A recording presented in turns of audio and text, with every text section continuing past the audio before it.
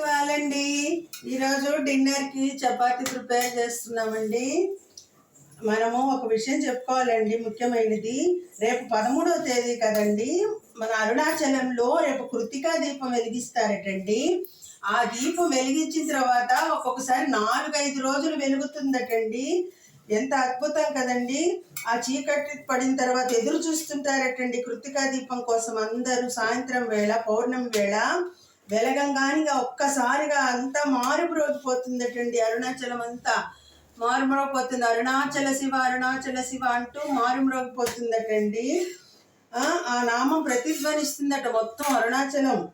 అక్కడ జ్యోతి వెలిగించగానే ప్రతి ఇంటా కూడా అరుణాచలేశు జ్యోతి చూస్తే అన్ని లక్షల మంది ఆ జ్యోతి వెలుగుచుండగా పౌర్ణమి రోజు ప్రదక్షిణ చేస్తుంటారటండి. అరుణాచలానికి అంతా లక్షల మంది వస్తారటండి రేపు.